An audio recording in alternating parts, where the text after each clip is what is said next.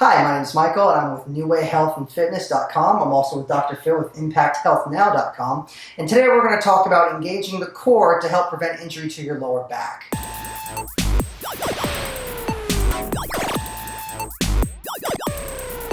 All right, so Michael, what I want you to do is get into your beginning stance. Okay, so we're going to be focusing this time a lot on the abdominals because going back to the first video that I did on the hip flexor stretch, you have a lot of load that goes through your lower back. A lot of tension and a lot of injury can happen through the lower back. Two primary reasons. One, you have too much tension in the hip flexors and they don't allow you to move through the motion. And B, the abdominals don't fire enough to help stabilize what's going on in the lower back, which can also result in an injury.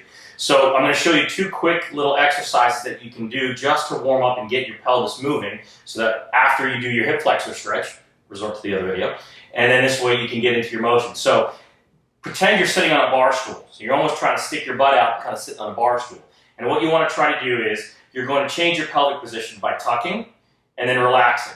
And you should feel the change in your lower back go from an arch to a round. Exactly. You feel that? Mm-hmm. Okay. And that's really the extent of it. And all you're trying to do is draw your abdominals in. You're really trying to grab them and pull them in so that this way you can engage them more. So it's not like necessarily doing a crunch because you're not moving your body. All you're doing is moving your pelvis. So that's part one of the exercise. It's kind of like doing a plank though, isn't it? In a sense, yes, because you have to keep your pelvis tucked. If you don't, you get too much arching in your lower back. So now go back into your golf position. So now when you go into the pre-swing, you're going to take a breath in. So you're going to come in, and then when you go do the swing, you're going to exhale all the way out, and after you follow through, you want to try to engage the abdominals. And this is just for the warm-up. As you get better at it, you may be able to do it without necessarily being as conscious about it. Right. And so as you start going through your motions, you want to keep those abdominals working even better.